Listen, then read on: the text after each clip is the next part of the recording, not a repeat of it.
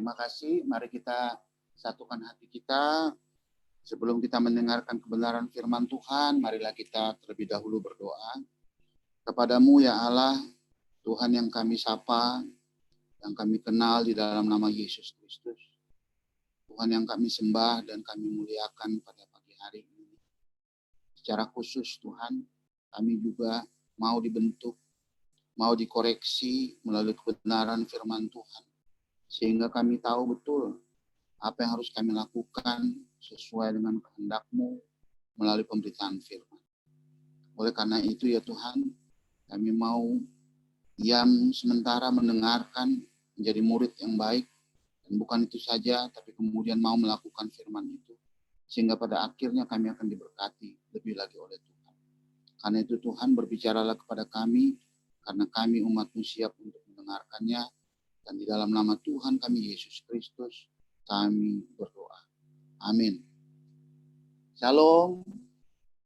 Shalom, shalom, shalom.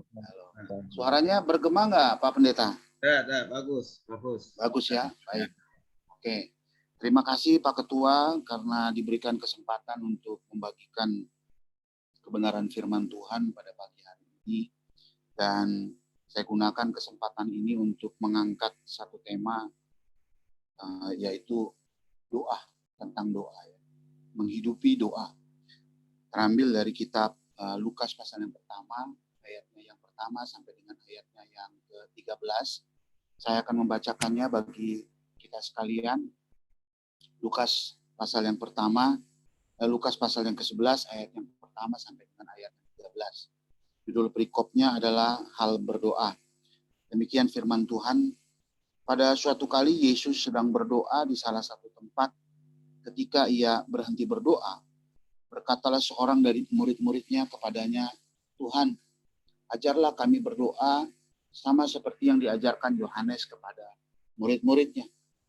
Jawab Yesus kepada mereka, bila kamu berdoa katakanlah, Bapa, dikuduskanlah namamu, datanglah kerajaanmu, berikanlah kami setiap hari makanan kami yang secukupnya, dan ampunilah kami akan dosa kami. Sebab kami pun mengampuni setiap orang yang bersalah kepada kami, dan janganlah membawa kami ke dalam pencobaan. Lalu katanya kepada mereka, jika seorang di antara kamu pada tengah malam pergi ke rumah seorang sahabat, dan berkata kepadanya, Saudara, pinjamkanlah kepadaku 3 roti.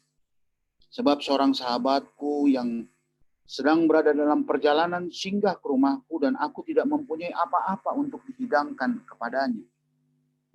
Masakan ia yang di dalam rumah itu akan menjawab, jangan mengganggu aku. Pintu sudah tertutup dan aku serta anak-anakku sudah tidur. Aku tidak dapat bangun dan memberikannya kepada saudara. Aku berkata kepadamu, sekalipun ia tidak mau bangun dan memberikannya kepadanya, karena orang itu adalah sahabatnya, namun karena sikapnya yang tidak mahluk itu, ia akan bangun juga dan memberikan kepadanya apa yang diperlukannya. Oleh karena itu aku berkata kepadamu, mintalah, maka akan diberikan kepadamu, carilah, maka kamu akan mendapat, ketoklah, maka pintu akan dibukakan bagimu, karena setiap orang yang meminta, menerima, dan setiap orang yang mencari, mendapat, dan setiap orang yang mengetok, baginya pintu dibukakan. Bapa manakah di antara kamu, jika anaknya minta ikan daripadanya, akan memberikan ular kepada anaknya itu ganti ikan? Atau jika ia minta telur, akan memberikan kepadanya kalajengking? Jadi jika kamu yang jahat tahu memberi pemberian yang baik kepada anak-anakmu, apalagi Bapamu yang di surga, ia akan memberikan Roh Kudus kepada mereka yang meminta kepadanya. Demikianlah firman Tuhan. Yang berbahagia tentu saja barang siapa yang mendengar lalu kemudian melakukan firman itu di dalam kehidupannya sehari-hari. Kepada para pendengar, pada pagi hari ini kita melihat bahwa ada 3 gagasan besar yang terdapat di dalam perikop ini. Namun sebelum kita masuk ke situ, ada baiknya kita perhatikan bahwa ayat yang pertama dikatakan Yesus sedang berdoa di salah satu tempat. memang doa itu adalah sesuatu yang dengan serius Yesus mengajarkan melalui keteladanan. Sesudah sekian lama para murid-murid ini mengikuti, baru mereka menyadari bahwa ada sesuatu yang mereka ingin ketahui secara langsung dari Yesus, bagaimana sebetulnya berdoa yang efektif, bagaimana seharusnya sikap berdoa, konten berdoa, cara-cara berdoa yang diperkenan oleh Tuhan. Oleh karena itu mereka memberanikan diri bertanya kepada Yesus. Kita melihat bahwa keteladanan doa yang dilakukan oleh Yesus itu mengakibatkan para murid-murid tertarik untuk bagaimana Yesus bisa secara konsisten melakukan hal tersebut. Karena memang ternyata Yesus mau mengajarkan ada prinsip-prinsip doa yang diajarkan olehnya, yaitu doa Bapa kami sebagaimana yang kita kenal, atau dalam bahasa Inggrisnya the Lord's Prayer. Ya, ini adalah doa, bukan doa yang untuk dihafalkan. Tetapi ada doa-doa memang yang bisa secara khusus kita pelajari prinsip-prinsip rohani sebagaimana yang terdapat di dalam doa Bapa kami. Ada dua catatan mengenai doa Bapa kami ini, yaitu ditulis oleh Lukas seperti yang kita baca, tetapi ada juga di dalam kitab Matius pasal yang ke-6, lebih lengkap isi daripada doa Bapa kami sebagaimana yang kita kenal dan selalu kita doakan ketika kita beribadah. Saudara yang dikasihi oleh Tuhan, Yesus mengatakan, apabila kamu mau berdoa, apabila kamu mau tahu bagaimana seharusnya berdoa yang baik, katakanlah demikian. Lalu kemudian Yesus mengatakan, Bapa kami yang ada dalam kerajaan surga, dikuduskanlah namamu, datanglah kerajaanmu, jadilah kehendakmu di bumi seperti di surga. Di awal-awal khotbah Yesus tentang doa kepada mereka adalah bahwa harus disadari ada satu hubungan yang intim antara Allah di surga sana dengan kita yang berdoa terhadap Dia. Oleh karena itu prinsip pertama yang harus kita pegang untuk berdoa sebagaimana yang diajarkan oleh Yesus kepada para murid-muridnya, yaitu adalah dengan membangun sebuah keintiman, hubungan dengan Tuhan yang baik, yang intens. Tetapi ternyata bukan saja frekuensi. Karena dilanjutkan oleh Yesus, jadilah kehendakmu di bumi seperti di surga. Artinya adalah bagi orang yang berdoa harus memahami, menyadari bahwa ketika berdoa bukan kehendak kita yang jadi, tetapi kehendak Tuhanlah yang jadi. Kenapa demikian? Karena kalau kita berdoa bisa salah. Buktinya di dalam kitab Matius pasal yang ke-6, Yesus mengecam orang-orang yang berdoa secara salah. Yang pertama, ada orang yang berdoa seperti orang munafik dikatakan oleh Yesus. Mereka itu berdoa di perampatan-perampatan jalan, di depan rumah ibadah, di pinggir-pinggir jalan, supaya dengan maksud dilihat orang bahwa ada kemampuan mereka dalam mengucapkan kata-kata ketika mereka berdoa. Lalu kemudian ada yang dikecam oleh Yesus juga, yaitu doa yang terlalu bertele-tele, terlalu lama.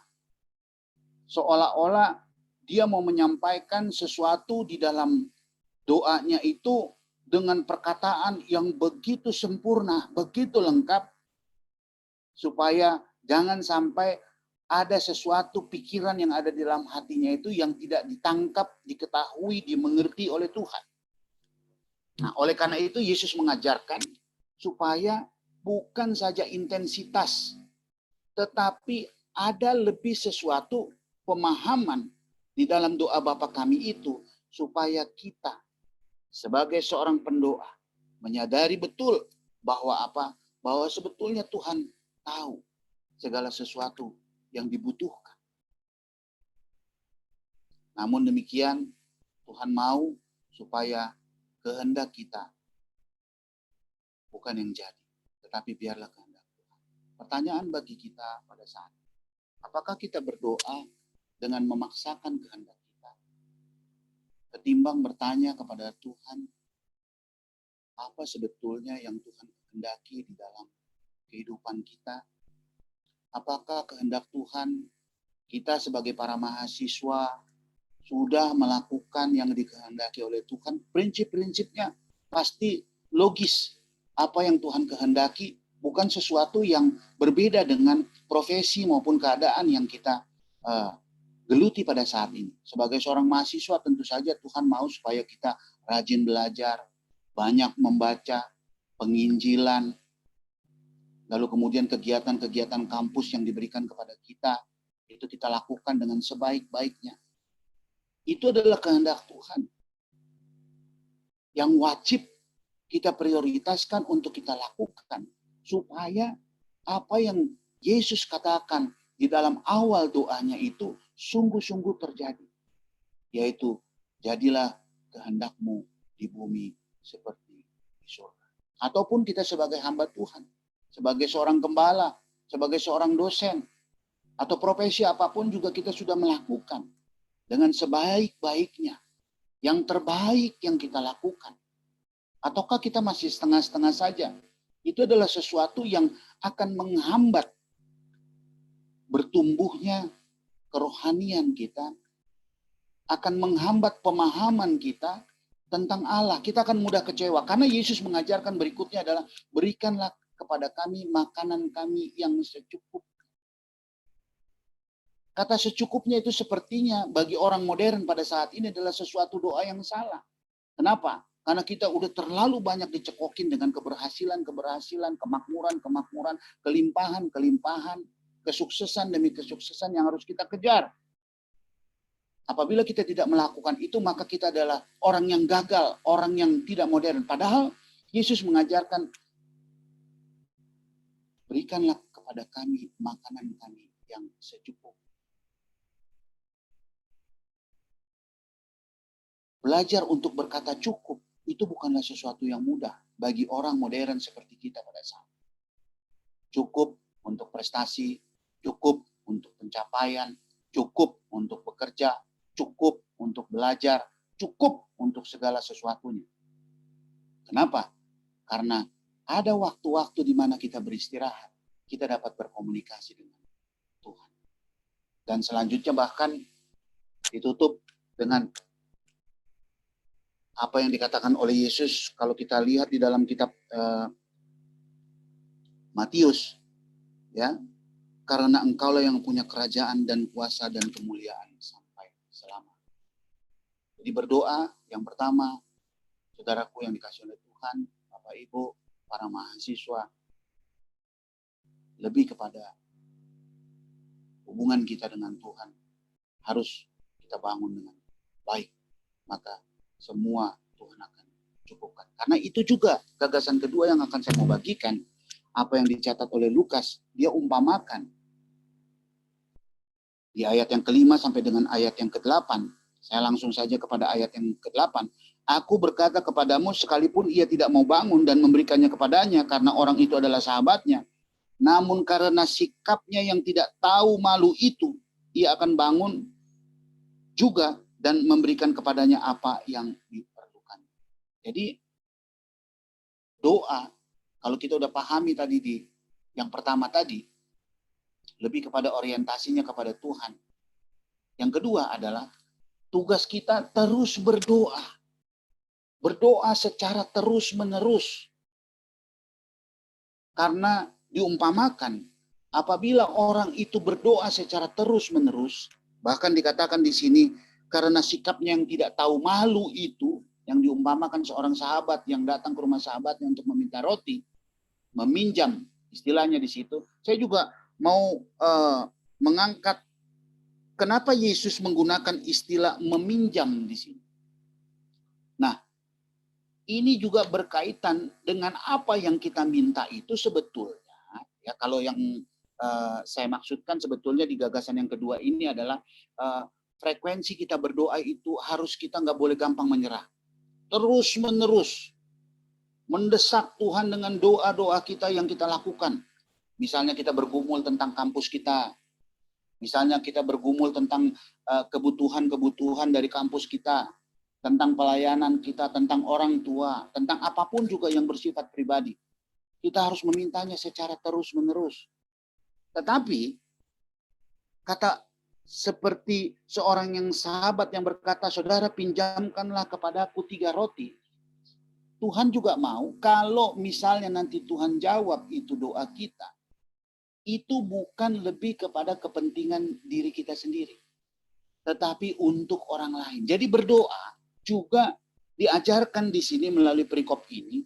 Kita berdoa, alangkah baiknya apabila kita berdoa untuk kepentingan orang lain. Bukan saya minta kita berhenti berdoa untuk kepentingan kita, tetapi ada baiknya. Yang kita lakukan itu adalah sesuatu yang bermanfaat, berguna bagi orang lain. Kalau kita tidak bisa menolong sahabat kita tidak bisa menolong orang lain secara langsung karena keterbatasan kita masih bisa lakukan sesuatu, yaitu dengan berdoa.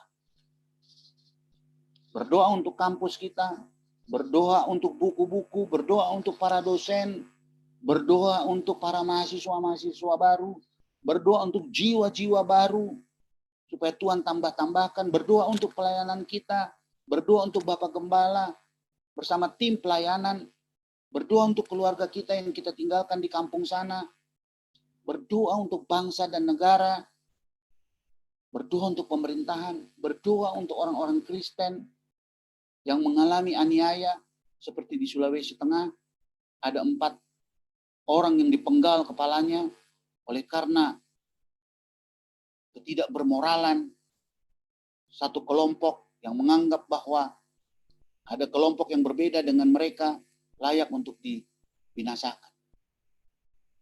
Betapa mengerikan apa yang dialami oleh keluarga tersebut yang ditinggalkan, tentu saja mengalami traumatis yang luar biasa. Nah, ini adalah bagian daripada tanggung jawab kita untuk berdoa kepada Tuhan. Pada waktu Yesus berdoa kepada Bapanya di surga, dia tentu saja bukan berdoa untuk dirinya sendiri. Dia berdoa untuk orang-orang yang dia layani. Untuk para rasul-rasul. Orang-orang yang dilayani oleh para rasul-rasul. Dan dia juga mau pada saat mengajar kepada kita, mari. Bukan saja kita harus terus-menerus melakukan doa kita, supaya kita mendapatkan sesuatu dari Tuhan. Tetapi mari kita perbaiki. Isi daripada doa kita jangan melulu hanya kepentingan kita. Berdoa untuk orang yang di sebelah kirimu itu. Berdoa untuk orang yang di sebelah kananmu, di depanmu, di belakangmu. Yang mungkin membutuhkan pertolongan dari Tuhan. Ya. Doa orang benar besar kuasa. Yang ketiga dan yang terakhir. Ayat yang ke-9, 10. Dikatakan di situ, setiap orang yang meminta, menerima. Dan setiap orang yang mencari, mendapat. Dan setiap orang yang mengetok, baginya pintu dibukakan. Ada satu jaminan yang Yesus sendiri sampaikan kepada para rasul, para muridnya. Dan ini juga berlaku bagi kita, bahwa tidak ada doa yang sia-sia. Tidak ada doa yang tidak didengar oleh Tuhan. Dia pasti akan menjawab. Karena dia sudah menjamin. Barang siapa yang meminta, pasti dia akan menerima. Barang siapa yang mencari, pasti dia akan mendapatkan. Barang siapa yang mengetuk, baginya pintu akan dibuka. Namun waktunya memang adalah waktu Tuhan. Caranya adalah dengan cara. Oleh karena itu kalau langkah yang pertama tadi, bahwa berdoa itu sebetulnya adalah bagaimana Tuhan mau menyatakan kehendaknya kepada kita dan terjadi kehendak Tuhan atas kita. Maka kita pasti akan siap untuk mendapatkan kapanpun waktu yang Tuhan anggap Tuhan rasakan tepat. Dengan cara, yaitu cara. Tidak ada kata terlambat bagi Tuhan. Walaupun kelihatannya sepertinya Tuhan belum menjawab, belum mendengar. Ingat kisah Lazarus? Bahkan orang yang sudah 4 hari mati. Tidaklah terlambat bagi Tuhan. Ketika batu itu dibukakan, lalu dia memerintahkan, Lazarus keluar. Lazarus yang mati, dia keluar memenuhi perintah Yesus. Dia hidup. Apa yang menjadi pergumulan kita pada saat itu? Tidak ada terlambat. Tidak ada yang tidak mungkin bagi Tuhan. Tidak ada yang tidak bisa dilakukan oleh Tuhan. Namun kalau kita ikuti step-step doa dari yang pertama, kedua, dan yang ketiga, maka kita akan merasa tenang. Karena ada jaminan di ayat yang berikutnya, Bapa yang akan memberikan kalajengking kepada anak ketika sang anak minta ikan, atau ketika sang anak minta roti diberikan batu. Dia pasti akan memberikan yang terbaik bagi kita. Oleh karena itu, Bapak Ibu yang dikasih oleh Tuhan, para mahasiswa, marilah melalui 3 gagasan besar yang ada di dalam kitab Lukas pasal yang ke-11 ini, kita kembali diingatkan. Ini sudah kita lakukan sebelum-sebelumnya. Tapi pagi hari ini kita diingatkan kembali. Diingatkan kembali untuk mengubah gaya kita, pikiran kita, akan cara kita berdoa, bagaimana kita berdoa, apa yang kita doakan. Semoga saja ini yang menjadi berkat bagi kita sekalian. Tuhan Yesus memberkati, mari kita bersatu berdoa. Tuhan, kami berterima kasih untuk 3 gagasan besar yang diungkapkan pada pagi hari ini, supaya kami dapat memperbaiki sikap hati kami, cara kami, konten kami berdoa kepada Tuhan. Biarlah melalui doa itu kami semakin lebih intim lagi bersama dengan Tuhan. Waktu berdoa kami gunakan supaya Tuhan mau menyatakan kehendak-Mu kepada kami. Dan sesudah kami berdoa, kami dapat melakukan kehendak Tuhan agar terjadi dalam kehidupan kami. Karena itu beri kekuatan kepada kami, Tuhan, untuk dapat memahami dan melakukannya. Ini doa kami dalam nama Tuhan kami Yesus Kristus. Kami berdoa. Amin.